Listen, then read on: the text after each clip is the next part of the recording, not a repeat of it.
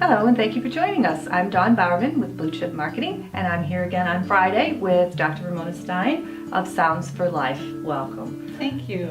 And spring is here, which is I don't great. think so. Well, it's still a little cold out, no sunshine, but Right. they're telling us it's here. So there is a light at the end of the tunnel. Right. Easter is next week, so we won't be doing a show next week, but we're going to cover today some information on hearing aids, when you get them, and what's to be expected throughout the year, things that you have to do to maintain them and things like that. So tell us about, you come in, you get tested, you have your hearing aids, what happens after the first appointment, I guess, and then through for the year. Okay, so first of all, it really varies. You know, the level of follow-up and care that you get varies practice to practice. So I'm just going to tell you kind of what happens here. We do like to follow our customers as closely as possible, just to make sure that they are happy with their hearing aids and that the hearing aids are working to their, best potential to improve the person's quality of life. So we evaluate the hearing, and then if there's any medical issues, we would refer the customer to their primary care physician, who might then refer them to an ear, nose, and throat doctor. And then we do the fitting, and we recommend, again, as we talked about several weeks ago, we recommend that the person brings somebody with them, a significant other, a friend, a child, adult child, so that when we go over all of the details, especially for people who are new hearing aid wearers, we can cover a lot of information, because people do tend to forget, because most of it is foreign. And, we get a lot of calls, well, it's not working. How do you change the battery again? That kind of thing. Yeah. So we do try to figure that, 4 years are better than 2. Yeah. So then after the fitting, we see the person a week later. Okay. And make any kinds of adjustments that might be needed. So we sit with the person and get the feedback from them. We usually tell them to kind of make a little journal of, what works really well, What environment they're in. Right, Oh, right. That's a great idea. Which ones are challenging, and then we can address those issues, week after the fitting. Of course, the person can come in at any point. They don't have to wait for the week. If something isn't working properly, we do encourage them to come back sooner than that. Yeah. And then generally we don't see the person again until they're at the end of their 45-day trial period.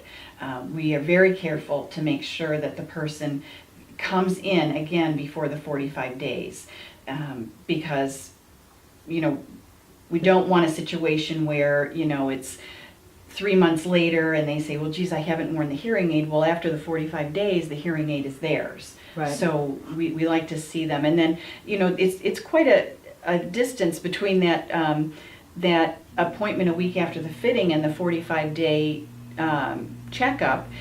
And the person can, again, come in as many times as they need to with questions, if they need adjustments, anything like that. And Sure. that during the 45 days is all covered. There's no charge for that. That's great. Yeah, because one of the things I think that is interesting, and I know some of the patients that I've heard come through here, is the fact that things sound so differently. So, those adjustments are really important, because it may be a lot louder than you want it to be in certain situations and environments. So now we've had the hearing aids, we've come in for our 45 days. What would your recommendations here at the practice be for the rest of the year, additional visits and things like that? Well, our procedures yeah. are our every hearing aid sale comes with a 3-year warranty, and that warranty includes repairs, whether they're in-house or if the hearing aid needs to be sent to the manufacturer, and also any office visit is covered in the original price of the hearing aid. So people can come in as often as they like, and we do make periodic calls to just check up and see how people are doing, but we really like to see them every 3 months or so. and just to be able to clean the hearing aids and That was actually going to be my next question. Right. What kind of I cleaning mean, things are involved? the customers are instructed on how to clean their hearing aids every night, but then, you kind of get to that point where that's not enough, and I would rather not have people kind of digging around with bobby pins or pencils or, Yeah. things like that. So we do encourage people to come in and just at least have a cleaning. Yeah, and maybe that'll be something else. Gosh, we just have such a long list. I know we want to do batteries, and we want to show a little bit. I think a cleaning would be important because there's Right. a couple of different components involved to a hearing Yes. aid. Now, one question that I got, and you just made me think of it when we were talking about the cleaning, is a few weeks ago I got a question about ear molds. Not all hearing aids need ear molds, is that correct? Right. One of the most popular models of hearing aids is called a receiver in the ear hearing aid. And there are cases where the person would get a custom mold at the end of this thin wire. It's a hearing aid that goes behind your ear, but it's usually very small. So depending on the person's loss and if they're having any issues, they may get kind of a custom mold for that piece that goes in your ear. But most people can use universal, they're called domes. So Okay. they're soft, plastic or vinyl pieces that just snap on. Yeah, they reminded me of the things that go on the end of your headsets. Yes, they're Yeah, similar kind of to the same that. thing, Uh-huh. yeah. Very good. So in the maintenance and maintaining of them, you recommend after the 45 days, you want to see people every 3 months, which is Mhm. great. Yeah. They can come in and have them cleaned, checked, and looked at. And like you said, anytime they notice any differences or need tweaking, be great to come in. So that's wonderful. Now, at the end of the warranty period, do you usually bring people in, before that so they can? Oh, yes, So that's really definitely. important too. Because we want to make sure if there's anything that's not working up to specs, we would address it at that time, Yeah. so that it's covered under warranty. And then the other thing that I didn't mention that we have talked about before is a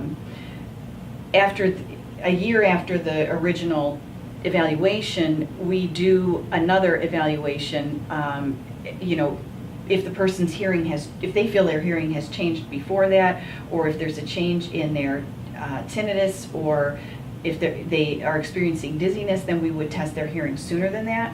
But it's really important with these hearing aids, since we use their audiogram or their hearing test results as the basis for programming and adjusting the hearing aids, it's important that we keep that information up to date. So if the hearing has gotten worse, we definitely want to incorporate that into the hearing aids Sure. and adjust them accordingly. So it's all very important, and I know, and again, this has just, opened up a lot of thoughts and questions in my mind, so I'm sure the audience has the same. But probably a question you get asked a lot is how long hearing aids last. And just based on the last few weeks, I think it really, with technology, it just really depends what your expectations are Right. from your device. Right, and a lot of it depends on your lifestyle. I Sure. mean, if you are a woodworker at home and you're wearing the hearing aids, which you shouldn't, but if you're wearing the hearing aids in any kind of dusty environment or anything like that, if you perspire a lot, if you use a lot of hair products and put them on after you've got your hearing aid on, that all, kind of Sure. shortens the life of the hearing aids. But in general, hearing aids last about 5 years. That's kind Sure. of the That average. makes sense. And again, with the hairspray and all that, that's just another reason why you want to come in and have those cleaned Yes, and checked and yes. things like that. Well, that is wonderful. Thank you again. That was great information. And again, if you have any questions, please reach out to us either by phone, which will have the phone number at the end of the broadcast and also in the beginning. You can also go online at SFH. Will I ever get this right? sflhearing.com. SFLhearing.com. Very good. I got it last time, so every once in a while we'll get it.